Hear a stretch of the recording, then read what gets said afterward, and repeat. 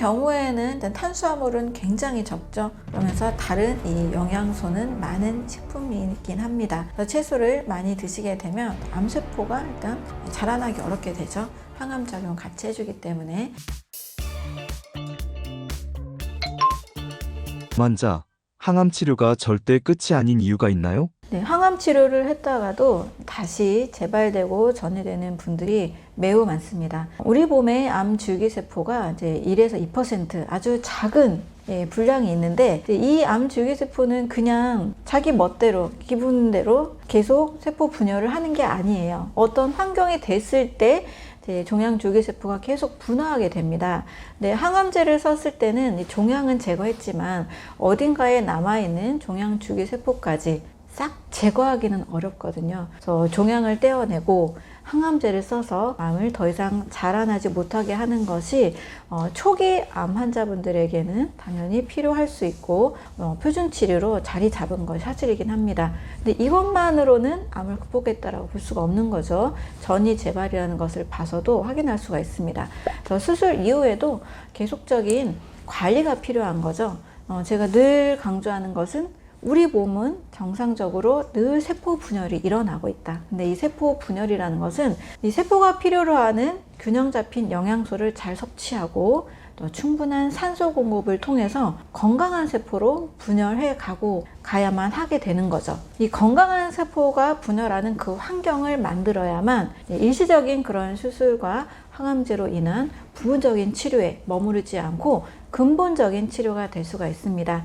그래서 암 줄기세포는 내 몸에 충분한 산소와 영양소가 공급이 되고 자율신경의 균형이 잘 맞는 좋은 환경에서 잠을 잘 자는 이런 좋은 환경에서는 굳이 이 암세포를 분화할 필요가 없거든요. 그래서 이 종양 줄기세포가 어떤 환경에서 더 커지는지를 명확하게 아시고 이 세포가 더 이상 커질 필요가 없게끔 내 몸의 대사 환경을 건강하게 만들어야 됩니다. 그래서 이런 몸의 환경을 만들기 위해서는 이제 저산소라는 환경, 또 염증이라는 환경, 또 스트레스로 인한 이제 교감신경의 항진 이런 것들을 꼭 관리를 하셔야 되고, 충분한 수면으로 몸을 잘 안정화시키는 작업, 또 불필요한 젖산이 많이 축적되지 않도록 혈당 스파이크를 올리는 정제 탄수화물과 정제 당의 섭취를 제한하는 이런 활동들이 항암 치료의 한계를 극복하고 몸 전체를 건강하게 만들어주는 방법이 될 수가 있습니다. 항암 치료만으로는 내 몸의 면역력을 올리지 못하기 때문에 아예 모든 항암 치료를 이제 거부하고 자신의 이제 면역력만으로 해결하려는 분들도 간혹 계신 것 같습니다. 저는 이제 이 부분에 대해서 이제 두 가지 관점을 이제 말씀드리고 싶은데요. 정말 공부를 많이 하시고, 정말 마음을 편안하게 만들 수 있는 부교감신경을 항진시키고 교감신경을 끄게 할 수 있는 굉장한 자신감이 있는 분들은 그렇게 하셔도 좋은 결과가 오는 분들도 계신 것 같습니다. 그런데 그냥 남이 한다고 해서 큰 지식 없이 또 굉장히 불안한 마음으로 이제 그렇게 치료를 하게 된 경우에 종종 암이 더 커지는, 줄어들지 않는 경우들도 또 많이 있거든요. 그래서 항암 치료에 대해서는 초기에 암세포가 막 커져갈 때 좀 줄일 수 있는 수술이나 크게 해를 끼치지 않는, 부작용이 별로 없는 항암제들도 요즘 많이 있잖아요. 부작용이 별로 없는 그런 항암 치료들이 초기 암에서는 도움을 받을 수도 있습니다. 하지만 이게 전부가 아니기 때문에 면역력을 올리는, 또 나의 어떤 자율신경계를 반드시 관리하는 방법을 같이 선택해야만 근본적으로 치료가 될 수가 있습니다. 그래서 너무 항암 치료를 너무 거부하지도 너무 신뢰하지도 마시고 내 몸의 환경을 내가 만드는 차원으로 적절하게 지혜롭게 잘 활용하시면 좋겠습니다. 암 환자 채소 섭취 어떻게 해야 할까요? 네, 채소의 경우에는 일단 탄수화물은 굉장히 적죠. 그러면서 다른 이 영양소는 많은 식품이긴 합니다. 그래서 채소를 많이 드시게 되면 암세포가 일단 자라나기 어렵게 되죠. 항암작용 같이 해주기 때문에 또 정상세포는 또 잘 증식이 됩니다. 채소가 또 항암식품에서 빼놓을 수 없는 아주 중요한 음식인 이유가 됩니다. 일단 녹색 잎채소는 누구나 어느 정도 꼭 드셔야 되는데요. 특히 뭐 시금치, 케일, 상추, 청경채, 근대 이런 채소들은 탄수화물이 거의 없죠. 시금치 한 컵에는 탄수화물이 뭐 1g 정도밖에 되지가 않아요. 반면에 비타민 K나 비타민 A, 뭐 엽산, 철분, 마그네슘 이런 영양소는 굉장히 풍부합니다. 영양 밀도는 굉장히 높고 칼로리는 뭐 7칼로리에 불과한 매우 적은 양을 가지고 있습니다. 또 케일 같은 경우는 십자가 채소로 알려져 있는 항산화, 슈퍼푸드로 알려져 있죠. 한 컵에 탄수화물 6g, 식이섬유는 2.4g, 비타민 K도 엄청 많이 들어있어요. 하루 권장량에 무려 684% 굉장히 많은 양이 들어있고요. 비타민 C도 하루 권장량에 134%가량 들어있습니다. 특히 케일에는 설포라판이라는 중요한 항암 성분이 있는데요. 이게 바로 간의 해독 효소를 도와주고 암세포를 직접적으로 공격을 해줍니다. 그래서 케일을 드신다는 것은 약을 먹는 것과 똑같은 동일한 효과가 있어요. 케일과 함께 십자가 채소들이 아주 중요한 항암 채소들이죠. 브로콜리, 양배추, 콜리플라워, 무 이런 것들이 있습니다. 브로콜리 한 컵에는 탄수화물이 11g 정도, 식이섬유가 5g 정도 들어있습니다. 혈당 문제 거의 없죠. 탄수화물이 없으면서 설포라판이나 인돌3 카비놀 같은 성분, 비타민 C가 많이 들어있습니다. 이 물질들이 모두 다 암 예방 그리고 암 치료에도 굉장히 좋은 효과가 있습니다. 양배추는 위장 건강에 매우 좋은 걸로 많이 알려져 있죠. 양배추즙도 드시는 분 계시는데 비타민 U라는 메틸메티오닌 설포늄이라는 성분이 바로 위궤양을 치료하는 성분이 됩니다. 위염이나 위궤양에 좋다는 게 너무나 많이 알려져 있어서 옛날부터 이 양배추를 많이 먹죠. 특히 발효시킨 양배추도 많이 먹죠. 사우어크라우트라고 해서 양배추 자체에 들어있는 1억 개의 미생물까지 더해지기 때문에 장 건강에 매우 좋습니다. 그래서 양배추는 쪄서 드시거나 소화력이 괜찮은 분은 생으로 드시거나 사우어크라우트처럼 발효된 김치로 드시면 매우 안전하고 또 좋은 효과가 있습니다. 뿌리 채소도 좋죠. 당근이나 무, 비트, 우엉 이런 것들 많이 드시고 있죠. 녹색잎 채소보다는 탄수화물이 조금 많기는 해요. 하지만 흰쌀밥에 비해서는 훨씬 낫습니다. 당근 한 컵에는 탄수화물 12g, 식이섬유 3.6g 정도 들어있고요. 당지수는 39입니다. 물론 다른 채소들에 비해서 당지수가 거의 사과처럼 높은 편이긴 해요. 당근에 들어있는 베타카로틴은 굉장히 강력한 항산화제고 암 예방에 효과적입니다. 눈 건강에 좋다는 것도 많이 알려져 있긴 하죠. 비트는 붉은색 색소를 가지고 있는데요. 바로 베타레인이라는 성분이 있습니다. 이 베타레인은 간 해독을 도와줘요. 염증을 줄여주고 암세포의 성장을 억제해줍니다. 비트도 풍부한데요. 이것은 체내에서 산화질소로 전환이 됩니다. 이 산화질소는 혈관을 확장시켜준 역할로 굉장히 유명하죠. 혈압을 낮춰주고 혈액순환을 좋게 만들어줍니다. 혈액순환이 좋아지니까 세포에 산소가 잘 공급이 되고 암세포는 살기 어려운 환경으로 바뀌게 됩니다. 마늘이나 양파나 파 같은 양념으로 쓰이는 재료들도 중요한 의미가 있습니다. 이것은 탄수화물은 거의 없고요. 황화물이라고 해서 항산화 성분이 좀 많이 들어있죠. 마늘에 있는 알리신, 양파의 퀘르세틴 이런 것들이 강력한 항산화 물질이 됩니다. 또 이 채소들은 장내 유익균도 증가시키기 때문에 프리바이오틱스가 아주 풍부합니다. 단 이제 강력한 열성이 있는 성분들이죠. 마늘이나 양파 같은 경우는 그래서 열이 속에서 많이 나는 분들, 이제 간에 열이 많은 분들은 좀 주의할 필요가 있습니다. 암 환자 한 끼 식사를 채소로만 먹어도 될까요?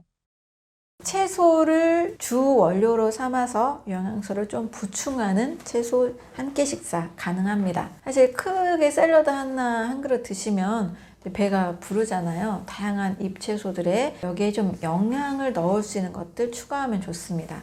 소화가 좀 비교적 채소와 잘 어울리는 과일이 있어요. 블루베리 정도 같이 드셔도 좋고요. 아보카도 정도 같이 드셔도 좋습니다. 또 방울토마토나 오이나 당근, 비트까지 같이 넣게 되면 영양소가 아주 풍부하죠. 여기에 견과류까지 곁들인다면 탄수화물, 단백질, 지방까지 있는 굉장히 풍부한 영양 풍부한 한 끼 식사가 될 수 있습니다. 전체적으로 칼로리는 낮아요. 하지만 영양 밀도는 굉장히 높고 혈당도 안정적입니다. 또 견과류, 아보카도가 같이 들어있어서 포만감도 이제 오래 지속이 되죠. 우리나라 스타일로 하면 이제 나물 위주의 반찬을 이제 잘 드시는 방법이 있습니다. 시금치, 콩나물, 도라지, 고사리도 좋고요. 미역줄기 볶음 이런 것들 한 3가지 정도로 한 끼마다 번갈아 가면서 식탁에 구성을 한다라면 굉장히 좋은 식사가 될 수 있습니다. 대신 좀 싱겁게 하시면 더 좋겠죠. 또 들깨나 견과류를 좀 같이 첨가해서 밥은 조금 드시고 나물을 좀 많이 드시는 방법으로 드시면 훨씬 좋습니다. 근데 국물 요리를 좋아하시는 분들이 의외로 참 많으시잖아요. 한국인은 국과 찌개 문화다 보니까. 대신 암환자분들은 소화가 잘 돼야 되니까 국물을 중간에 밥과 함께 드시는 것보다 먼저 드시는 것을 추천드립니다. 된장찌개를 좀 슴슴하게 해서 먼저 국물을 드시고 그다음에 미역국 같은 것도 좀 순한 맛으로 해서 국물을 먼저 드시면 국을 먹는 기분이 나기 때문에 속도 편하고 또 몸도 따뜻해지고 좋습니다. 특히 겨울철에는 국물 좀 슴슴하게 해서 먼저 드시고 그 다음에 밥과 나물 반찬들은 꼭꼭 씹어서 드시면 됩니다. 요리에서 또 암환자분들에게 중요한 것은 조리법이죠. 튀긴 거, 또 고온에서 오래 볶은 것은 절대 좋지 않습니다. 대신 찌거나 데친 거, 살짝 볶은 거, 기름을 맨 마지막에 살짝 두르는 거, 그리고 생으로 드시는 것이 좋습니다. 이렇게 드셔야 영양소가 오래 보존이 되고 유해 성분이 생기지 않습니다. 기름도 올리브유나 생들기름 같은 걸로 마지막에 살짝 두르는 정도가 좋습니다. 암을 만들고 키우는 일상 속 독소는 무엇이 있나요? 암을 만드는 독소라고 한다면 저는 한 3가지 정도 말씀드릴 수 있는데요. 첫 번째는 활성산소입니다. 이 활성산소는 산소의 노폐물로 생기는 결과물인데요. 우리 몸에서 어떤 특정 환경에서 활성산소가 굉장히 많이 증가하게 됩니다. 그러면 그 증가된 활성산소는 정상세포의 세포막이나 세포 속 DNA 또 면역세포들을 공격함으로써 정상적인 면역력을 발휘할 수 없게 만듭니다. 또 어떤 혈액순환에 문제를 주기도 하고요. 여러 장기들을 공격하는 굉장히 나쁜 독소로 작용하는 거죠. 이 활성산소를 중화시키는 항산화라는 것을 사람들은 굉장히 많이 신경을 쓰게 되죠. 항산화 영양소가 많이 들어있는 식단을 잘 구성하기도 하고 항산화 영양소가 많이 들어있는 어떤 영양제, 보충제들을 선택하기도 합니다. 어쨌든 활성산소는 암세포를 만들어내는 환경을 제공한다라고 볼 수가 있습니다.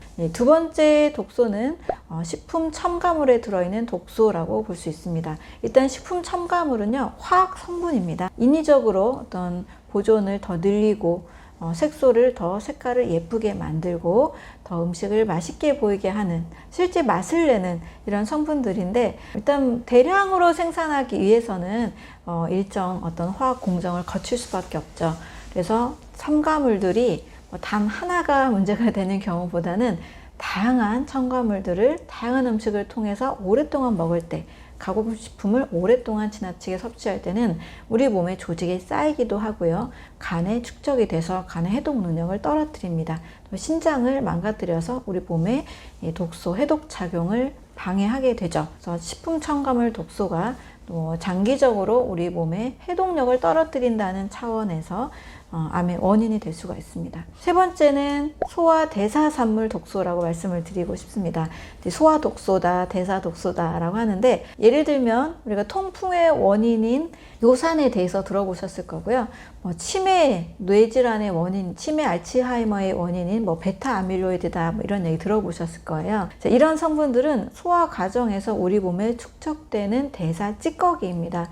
이 찌꺼기들이 특정 장소에 뼈 관절에 쌓였을 때 통풍이 되는 거고 이런 것들이 뇌 쪽에 쌓였을 때 치매나 알츠하이머의 원인으로 밝혀지게 되는 거죠.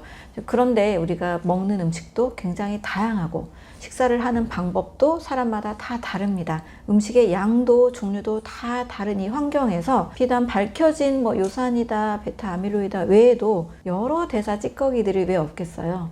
아직도 밝혀내지 못한 효소가 많은 것처럼 대사 찌꺼기들도 이름을 부여받지 못한 찌꺼기들이 굉장히 많을 겁니다. 이거는 이제 소화 과정을 통해서 저는 굉장히 많이 확인할 수 있는데, 환자분들이 소화가 잘 되고 편안한 식사가 되고 영양 섭취를 잘하면 체력이 계속 올라가고 컨디션이 굉장히 좋아집니다. 근데 소화가 잘 안 돼서 여러 찌꺼기들이 발생하면 일단 가스가 차고 더부룩함이 발생하게 되고 몸속에서 다양한 찌꺼기들이 쌓이면서 컨디션이 굉장히 떨어지게 되는 거죠. 그래서 소화, 대사, 산물, 이것이 우리 몸에 축적돼서 다양한 또 염증 반응을 일으킬 수 있고 암의 씨앗이 될 수 있는 환경을 제공할 수가 있습니다. 그래서 활성산소, 식품 첨가물, 화학약품들 포함하는 내용이고요. 그다음에 소화 과정에서 생기는 대사 독소들, 이런 것들이 암을 만들 수 있는 독소가 될 수 있습니다. 내 몸에 독소가 쌓이면 어떤 일들이 일어날까요? 네, 우리 몸은 독소를 싫어합니다. 절대적으로 방어하려고 하는 시스템을 가지고 있습니다. 이산화탄소를 우리 몸이 좋아하지 않기 때문에 산소를 호흡을 하면서 폐를 통해서 꼭 배출을 해내잖아요. 또 몸에 찌꺼기들이 쌓이면 신장을 통해서도 배출이 됩니다. 피부 호흡을 통해서도 배출이 되고요. 또 우리 몸에 있는 굉장히 많은 이 면역계, 면역 시스템들, 면역 세포들이 이 독소들을 계속 제거하기 위해서 노력을 합니다. 그런데 이 독소가 많아지는 과정을 보면 일단 몸속에서 산화 스트레스가 굉장히 많이 발생하게 됩니다. 산화 스트레스라는 것은 활성산소로 인해서 우리 몸이 손상되는 그걸 뜻하는데요. 활성산소 외에도 가공식품을 많이 먹었을 때에도 산화 스트레스가 증가하고 과식을 할 때도 산화 스트레스가 증가합니다. 염증이 많은 환경도 역시 산화 스트레스가 증가하게 된다고 볼 수 있습니다. 이 산화 스트레스가 증가한 환경에서는 세포가 제대로 된 DNA도 문제가 생길 수 있고요. 세포 재생에도 문제가 생기고 여러 염증이 커지게 되는 몸이 됩니다. 그래서 체내에 계속적으로 독소가 쌓이면 산화 스트레스 증가와 염증 증가로 인해서 몸은 만성염증으로 가게 되는 경로가 됩니다. 염증이라는 것은 잠깐씩 있다가 사라지는 것은 문제가 되지 않아요. 항상 만성으로 갈 때 오랫동안 그 환경이 방치가 될 때 문제가 됩니다. 그래서 이 몸에 독소가 쌓일 경우에는 염증이 많아지는 차원에서 암으로 발전한다, 이렇게 볼 수가 있습니다.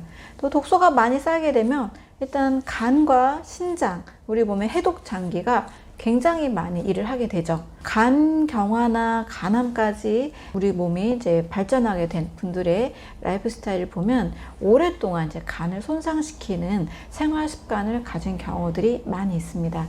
그래서 간이 지치게 되면 해독력이 너무 떨어지기 때문에 장기적으로는 또 다른 염증, 또 다른 암을 만들어낼 수가 있는 거죠. 신장도 역시 마찬가지죠. 독소가 많으면 신장이 걸러내야 될 게 너무 많아지죠. 많은 이 독소들을 처리하기 위해서 이 신장의 필터 능력이 빠르게 손상이 됩니다. 신장에 사구체에 문제가 생기고 염증이 생기고 신장을 결국 사구체 여과율이 떨어지면서 신장 투석까지 가게 되는 결과도 맞이하게 될 수 있는 거죠. 체내에 독소가 많이 쌓일 때는 해독장기, 간, 신장 등이 빠르게 망가질 수 있다. 우리 몸은 빠르게 질병이 걸릴 수 있는 몸이 될 수가 있습니다. 일상 속에 있는 독소들은 어떤 것들이 있나요? 생활 습관적인 측면에서 보면 잘못된 식사법이라고 볼 수가 있습니다. 골고루 잘 먹어야 건강하다. 우리는 이 말을 너무 많이 들어왔기 때문에 동시에 골고루 잘 먹는 식사를 선택하기가 매우 쉽습니다. 동시에 골고루 식사를 많이 드시면 소화불량이 일어나죠. 뷔페식처럼. 소화불량이 일어나면 소화, 대사, 독소가 많이 생깁니다. 그래서 저는 골고루 다양하게 잘 먹어라, 이 말을 꼭 저는 정정하고 싶어요. 단순하게 가볍게 드세요라고 꼭 말씀을 드립니다.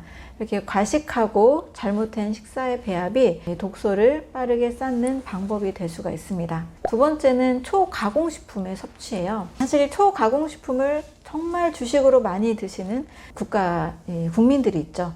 미국인들의 경우에는 주식 자체가 초가공식품입니다. 주식이 거의 만들어진 레토르트 음식이나 피자나 햄버거나 이런 거기 때문에 초가공식품을 늘상 달고 살죠. 그분들이 또 같이 달고 사는 게 바로 약물입니다. 미국에서는 당뇨나 고혈압이나 비만 이런 질환들이 그냥 너무나 당연한 옵션처럼 가지고 있고, 뭐 소화 당뇨도 너무 많아서 너무 쉽게 볼 수 있는 게 어린이들이 그 혈당 측정기를 달고 있는 모습들도 쉽게 관찰할 수가 있죠.